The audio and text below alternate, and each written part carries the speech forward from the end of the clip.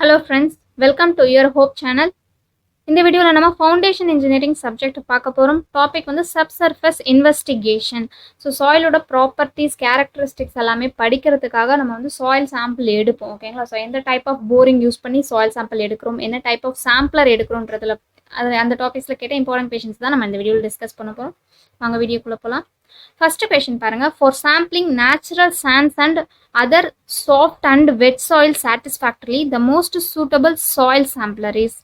So different types of sampler கொடுத்துருக்காங்க. For natural sand and other soft and wet சாயிலுக்கு எந்த type of sampler use பண்ணணும்னு கேட்டிருக்காங்க. So பாருங்க, ஓப்பன் டிரைவ் சாம்பிளர் எதுக்கு யூஸ் பண்ணுவோம் அப்படின்னா கொஹசிவ் சாயில். ஓகேங்களா? So medium soft and moderately stiff cohesive சாயிலுக்கு வந்து நம்ம யூஸ் பண்ணுற சாம்பிளர் வந்து ஓப்பன் டிரைவ். ஓகேவா? So most soft and moderately stiff cohesive சாயிலுக்கு யூஸ் பண்ணுறது open drive sampler. So piston sampler எதுக்கு யூஸ் பண்ணுறோம் அப்படின்னா natural sand and wet and soft சாயிலுக்கு யூஸ் பண்ணுறது பிஸ்டன் சாம்பிளர். நமக்கு கொஷனில் இதுதான் கேட்டிருக்காங்க. ஓகேங்களா? For sampling natural sand and soft and wet soil கேட்டிருக்காங்க. நெக்ஸ்ட் ரோட்டரி சாம்பிளர் எதுக்கு யூஸ் பண்ணுவோம் அப்படின்னா for swim to hard cohesive soil and particularly in rocks. ஓகேங்களா? ஸோ ராக்குக்கு யூஸ் பண்ணுவோம். அப்புறம் swim to cohesive soil. ஓகேவா? Hard cohesive soil. ஸோ அதுக்கு யூஸ் பண்ணுறது ரோட்டரி சாம்பிளர். நெக்ஸ்ட் வந்து ஸ்பிளிட் ஸ்பூன் சாம்பிளர் எதுக்கு யூஸ் பண்ணுறோம் அப்படின்னா ஸோ கொஹஷன்லெஸ் சாயிலுக்கு யூஸ் பண்ணுறோம். இது ரொம்ப இம்பார்ட்டன்ட். ஸ்பிளிட் ஸ்பூன் சாம்பிளர் எதுக்கு யூஸ் பண்ணுறோம்னா கொஹஷன்லெஸ் சாயிலுக்கு யூஸ் பண்ணுறோம்.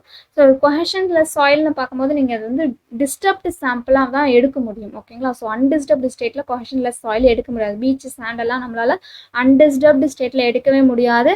டிஸ்டர்ப் ஆகி தான் எடுப்போம். ஸோ அந்த மாதிரி கண்டிஷன்ஸில் நம்ம யூஸ் பண்ணுற சாம்பிள் என்னன்னு பார்த்தீங்கன்னா ஸ்பிளிட் ஸ்பூன் சாம்பிளர். கொஷனில் கேட்டிருக்கிறது வந்து natural sand and other soft and wet சாயில்ஸ்க்கு கேட்டிருக்காங்க. ஸோ சாம்பிளர் யூஸ் பண்ணுறது வந்து stationary piston sampler. Option C correct answer. Next question, auger boring is suited for the which type of the following exploratory strata. So எந்த type of சாயிலுக்கு வந்து auger boring use பண்ணலாம் கேட்டிருக்காங்க. என்ன type of ஸ்ட்ரேட்டா. ஓகேவா? So first பார்த்தீங்கன்னா ஆகர் boring. ஓகேங்களா? ஜென்ரலாக வந்து போரிங் எப்போ போவாங்க அப்படின்னா 3 மீட்டர் டெப்த்துக்கு மேலே தேவை அப்படின்னா தான் நீங்கள் போரிங் போவீங்க. ஓகேங்களா? ஸோ அதுவும் வந்து கிரவுண்ட் வாட்டர் கண்டிஷன்ஸ் வந்து வெட்டாக இருக்கலாம், ட்ரையாக இருக்கலாம், டிஃப்ரெண்ட் கண்டிஷன்ஸில் இருக்கும். ஓகேங்களா? ஸோ அப்போ தான் வந்து நம்ம போரிங்ன்றதே போவோம். ஸோ ஆகர் போரிங் எப்போ போகிறீங்க அப்படின்னா கிரவுண்டில் வந்து டிஃப்ரெண்ட் டைப்ஸ் ஆஃப் சாயில் வந்து டிஸ்ட்ரிபியூட் ஆயிருக்கு. ஆஸ்வெல் வந்து எவ்வளோ தூரத்தில் வந்து கிரவுண்ட் வாட்டர் இருக்குன்றதை தெரிஞ்சுக்கணும் அப்படின்றதான் நம்ம வந்து ஆகர் போரிங் போவோம். ஸோ இது வந்து எந்த டைப் ஆஃப் சாயிலுக்கு வந்து சூட்டபிள்னா சேச்சுரேட்டட் சாயில். ஓகேங்களா? சேச்சுரேட்டட் சாயில் அது வந்து கிளேவாகவும் இருக்கலாம். ஓகேவா? கிளேவாக இருக்கலாம், இல்லை அது ராக்கை தாண்டி வேறு எந்த சாயிலாக வேணாலும் இருக்கலாம். அதர் தேன் ராக் வேறு எந்த ஸ்டேட்டாக வேணாலும் இருக்கலாம். ஓகேவா? So auger boring is suitable for saturated soil that is clay or other than என்ன டைப் ஆஃப் வேணாலும் சாயிலாக வேணாலும் இருக்கலாம், பட் அதர் தேன் ராக்காக இருக்கணும். நெக்ஸ்ட் வந்து வாஷ் போரிங் எதுக்கு அப்படின்னா ஸோ இது வந்து ராக் ஸ்டேட்டாக தவிர மற்ற எல்லா டைப் ஆஃப் சாயிலுக்குமே சூட்டபிள் தான். ஓகேங்களா? So it is done when ground water table on soil is done for all type of soil except rock ஸ்டேட்டாக மட்டும் வாஷ் போரிங் போக மாட்டோம். நெக்ஸ்ட் ப்ரிகஷன் ட்ரில்லிங்ன்றது ஒரு ஹோல் தான் எடுப்போம். ஓகேங்களா? ஸோ ட்ரில்லிங் தான் எல்லாமே. So it is done when hole is made upon hard rock or soft. So percussion ட்ரில்லிங்ன்றது மெயினாக வந்து எதுக்கு யூஸ் பண்ணுறாங்கன்னா ராக் ஸ்ட்ரேட்டம். ஸோ வாஷ் போரிங்ன்றது எல்லா டைப் ஆஃப் சாயிலுக்கும் போகும் அதர் தேன் ராக்னு பார்த்துட்டோம். பட் இது percussion drilling mainly hard or soft ராக்குக்காக ராக் ஸ்ட்ரேட்டாக இருக்குது அப்படின்னா நம்ம ப்ரிகஷன் ட்ரில்லிங் போவோம். நெக்ஸ்ட் வந்து ரோட்டரி ட்ரில்லிங். ஸோ இது எதுக்கு போவோம் அப்படின்னா it is meant for rock and other soils also. So rotary ட்ரில்லிங்ன்றது ராக்குக்கும் யூஸ் பண்ணலாம், ராக்கி ஸ்ட்ரேட்டாகவும் இருக்கலாம், இல்லை அதர் எந்த டைப் ஆஃப் சாயில் ஸ்ட்ரேட்டாக வேணாலும் இருக்கலாம். ப்ரிகஷன்றது பர்டிகுலரி ராக். வாஷ் போரிங்கிறது எல்லா type of soil except rock. ஓகேங்களா? ஸோ ஆகர் போரிங்ன்றதும் சேச்சுரேட்டட் சாயில், மெயினாக வந்து saturated type but not rock. ஓகேங்களா? ஸோ இதெல்லாமே தெரிஞ்சு வச்சுக்கணும். ஃபர்ஸ்ட் கொஸ்டினுக்கு ஆன்சர் பார்த்தீங்கன்னா ஸோ ஆகர் போரிங்ன்றது partially saturated soil, silt, medium and stiff cohesive soils. So saturated soil தான் மெயினாக. நெக்ஸ்ட் கொஸ்டின் பாருங்க, the most commonly used sampler for obtaining a disturbed sample of soil. நான் ஆல்ரெடி சொல்லிட்டேன், disturbed sample வந்து கண்டிப்பாக நம்ம வந்து கொஹஷன்லெஸ் சாயில் எடுக்கும்போது டிஸ்டர்ப்டு சாம்பிள் தான் எடுக்க முடியும். ஸோ அது வந்து என்ன டைப் ஆஃப் சாம்பிளர் யூஸ் பண்ணணும்? Split spoon sampler. Option A தான் கரெக்ட் ஆன்சர். ஸோ இது வந்து practically impossible to take undisturbed soil in cohesionless soil. ஓகேங்களா? ஸோ அது ரொம்பவும் ஒரு அப்படி எடுக்கணும்னாலும் வெரி காஸ்ட்லி மெத்தட்ஸ் தான் இருக்கும். As well practically it is not possible. Next பாருங்க, which of the following method is not the category of geophysical method of subsurface investigation? So 4 method கொடுத்துருக்காங்க. So first என்னென்ன method பார்ப்போம். First வந்து electrical resistivity method, electric logging or well logging method, gamma rays logging, seismic refraction method. So இந்த மெத்தட்ஸ்லாம் இருக்குது. இதெல்லாம் வந்து geophysical methods of subsurface investigation. ஓகேங்களா. ஸோ எலக்ட்ரிக்கல் ரெசிஸ்டிவிட்டி மெத்தட்ன்றது ஸோ சாயிலோட எலக்ட்ரிக்கல் கண்டக்டிவிட்டி, அதாவது ரெசிஸ்டிவிட்டியை பேஸ் பண்ணி என்ன டைப் ஆஃப் சாயில் ஸ்டேட்டஸ் இருக்குன்றது கண்டுபிடிக்கலாம். எலக்ட்ரிக்கல் லாகிங் ஆர் வெல் லாகிங்ன்றது வந்து ஸோ வந்து டிஃப்ரெண்ட் டெப்த்துக்கு வந்து ஜியாலஜிக்கல் மெட்டீரியல்ஸ் மாறும். ஸோ அந்த மெட்டீரியல்ஸ் அதில் அந்த ஃப்ளூயிட்ஸ்லாம் இருக்கும். ஸோ அதில் இருக்க வேரியேஷனை பற்றி கண்டுபிடிக்கிறது தான் வந்து எலக்ட்ரிக் லாகிங் ஆர் வெல் லாகிங்னு சொல்லுவோம். Gamma rays logging, so gamma radiation use பண்ணி ஸ்டடி பண்ணால் அது காமா ரே லாகிங்னு சொல்லுவோம்.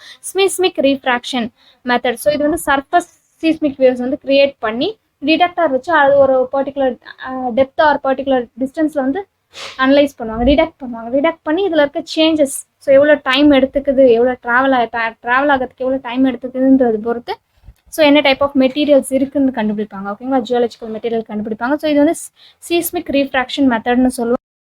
ஸோ இதில் வந்து electrical response surveying is a not a geophysical method of subsurface investigation. Option D தான் correct answer. Next question பாருங்க. The standard penetration test is useful to measure. So standard penetration test எதுக்கு use பண்ணுவாங்க அப்படின்னா shear strength of sand. ஓகேங்களா. So shear strength of sand கண்டுபிடிக்கிறதுக்கு standard penetration test use பண்ணுவாங்க. So option C தான் correct answer.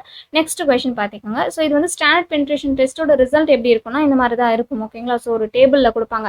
So 15 சென்டிமீட்டருக்கு வந்து drill பண்ணுவாங்க, எவ்வளோ நம்பர் ஆஃப் ப்ளோஸ் இருக்குன்னு இருப்பாங்க. ஸோ இதோட ரிசல்ட் என்னவா இருக்கும் அப்படின்னா என்ஆர் என்சி வேல்யூஸாக இருக்கும். ஓகேங்களா.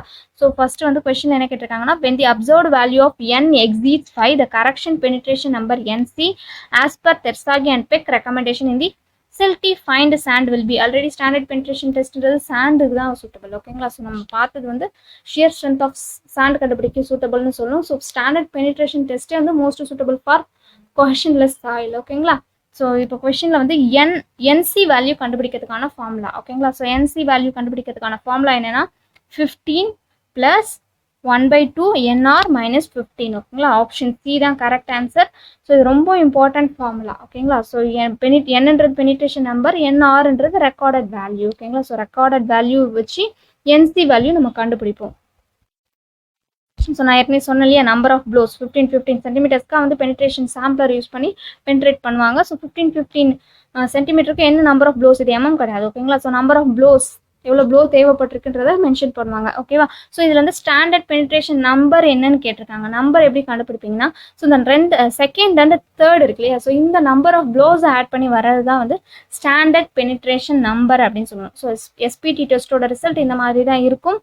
ஸோ நம்ம என்ன பண்ணணும்னா N2 and N3 ஓகேங்களா, அது ரெண்டுத்தையும் ஆட் பண்ணி வர்றது தான் என் வேல்யூ. ஓகேவா. ஸோ ஸ்டாண்டர்ட் பெனிட்ரேஷன் வேல்யூ என் வேல்யூ கேட்டாங்கன்னா செகண்ட் அண்ட் தேர்ட் வேல்யூ தான் ஆட் பண்ணிக்கணும், ஃபர்ஸ்ட் வேல்யூ எடுக்கக்கூடாது.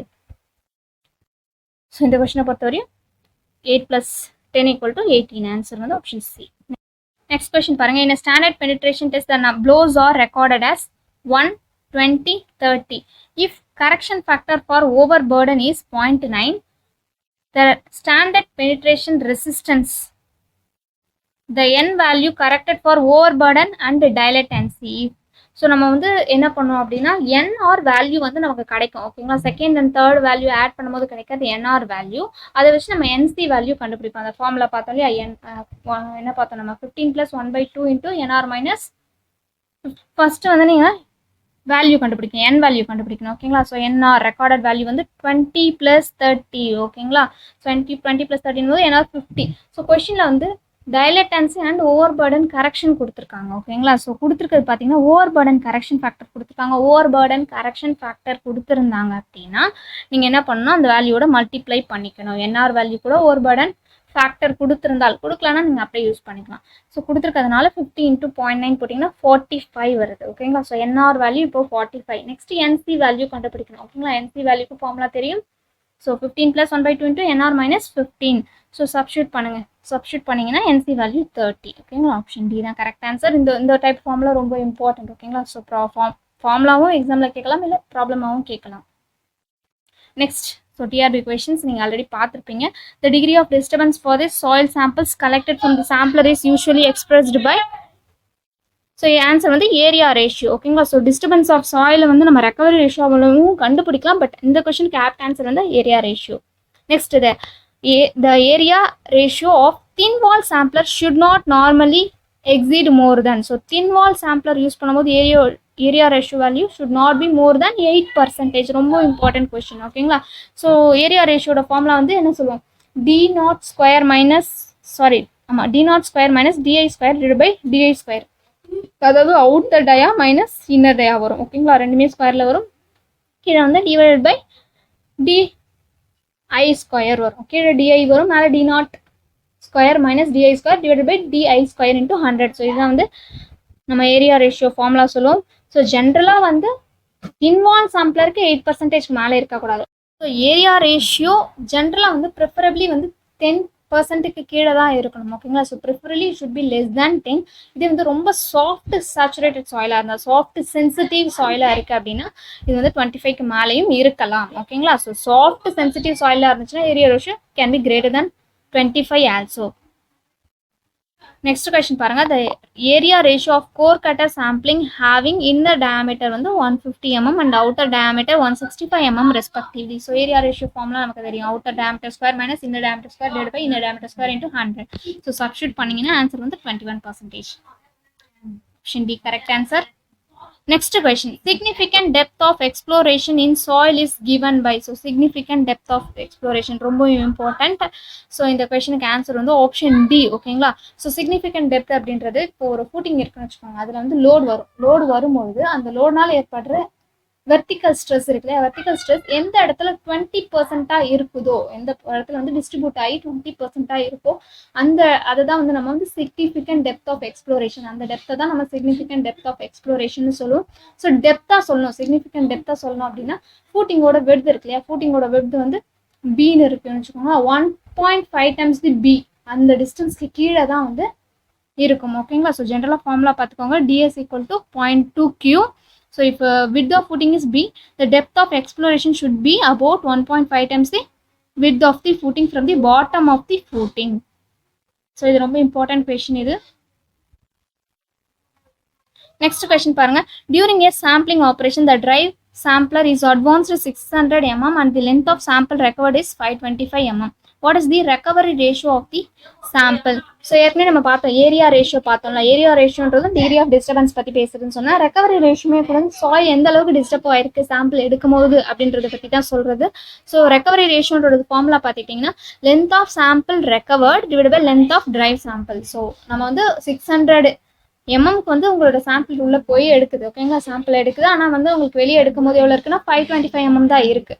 ஸோ இந்த ஃபார்முலாவில் சப்ஸ்டியூட் பண்ணுங்கள். 525 டிவைட் பை 600. ஓகேங்களா. 600 எம்எம்க்குள்ளே ட்ரைவ் பண்ணியிருக்காங்க, ரெக்கவர் பண்ணுறாங்க, ட்ரைவ் பண்ணியிருக்காங்க. அதுல இருந்து 525 தான் ரெக்கவர் பண்ணியிருக்காங்க. ஸோ இன்டூ 100 போட்டிங்க அப்படின்னா 0.8. ஸோ உங்களுக்கு பர்சன்டேஜில் கொடுக்கல, ஸோ அப்படின்னா ஆன்சர் வந்து 0.875. ஆன்சர் ஆப்ஷன் டி தான் கரெக்ட் ஆன்சர். நெக்ஸ்ட் கொஸ்டின், இதுவும் ரொம்ப இம்பார்ட்டன்ட். ஸ்டாண்டர்ட் பெனிட்ரேஷன் டெஸ்ட்டுக்கு வந்து நம்ம ஏற்கனவே சொன்னோம் 15 சென்டிமீட்டராக வந்து நம்ம என்ன பண்ணுவோம்னா எக்ஸ்ப்ளோர் பண்ணுவோம். அதில் எவ்வளோ நம்பர் ஆஃப் ப்ளோஸ்ன்றது தான் நம்ம என் வேல்யூவில் ரெக்கார்ட் பண்ணுவோம்னு சொல்லியிருக்கோம். ஸோ அந்த நமக்கு ப்ளோஸ் கொடுக்குறோம் இல்லையா, ப்ளோஸ் கொடுக்கறதுக்கு எவ்வளோ வெயிட் கொடுக்குறோம் அப்படின்னு பார்த்துக்கிட்டிங்கன்னா 65 kg. ஓகேவா. 65 kg வெயிட் கொடுப்போம். ஃப்ரீ ஃபால் அந்த வெயிட் ட்ராப் பண்ணுற ஹைட் அப்படின்னு பார்த்தீங்கன்னா 75 சென்டிமீட்டர். இதுவும் ரொம்பவும் இம்பார்ட்டன்ட் கொஸ்டின். ஓகேங்களா. ஸோ ஸ்டாண்டர்ட் பெனிட்ரேஷன் டெப்த்தில் வந்து யூஸ் பண்ணுற வெயிட் வந்து 65 kg and free fall height வந்து 75 சென்டிமீட்டர். ஆப்ஷன் ஏ தான் கரெக்ட் ஆன்சர். ஸோ ஏற்கனவே சொன்னதான் ஸ்டாண்டர்ட் பெனிட்ரேஷன் டெஸ்ட்ன்றது கொஹஷன்லெஸ் சாயிலுக்கு தான் யூஸ் பண்ணுவோம். கொஹஷன்லெஸ் சாயில்னு சொல்லும் போது டிஸ்டர்ப்டு சாம்பிள் தான் எடுக்க முடியும், அன்டிஸ்டர்ப்டு சாம்பிள் எடுக்க முடியாது. ஓகேங்களா. ஸோ டிஸ்டர்ப்டு சாம்பிள் தான் எடுக்க போகிறீங்க அப்படின்னா மோஸ்ட் சூட்டட் சாம்பிளர் வந்து ஸ்பிளிட் ஸ்பூன் சாம்பிளர். இது எல்லாமே நீங்கள் ஞாபகம் வச்சுக்கோங்க. நார்மலாக வந்து ஸ்டாண்டர்ட் பெனிட்ரேஷன் டெப்த்னு கேட்டாங்கன்னா 30 சென்டிமீட்டர். ஓகேங்களா. 30 சென்டிமீட்டர். ஓகே ஃப்ரெண்ட்ஸ், இந்த வீடியோவில் கொடுத்த கொஷின்ஸ் எல்லாமே உங்களுக்கு கண்டிப்பாக யூஸ்ஃபுல்லாக இருக்கும்னு நம்புகிறோம். ஸோ வீடியோ பிடிச்சிருந்தா லைக் பண்ணுங்கள், ஷேர் பண்ணுங்கள், மறக்காமல் நம்ம சேனலுக்கு சப்ஸ்கிரைப் பண்ணிக்கோங்க. தேங்க்ஸ் ஃபார் வாட்சிங்.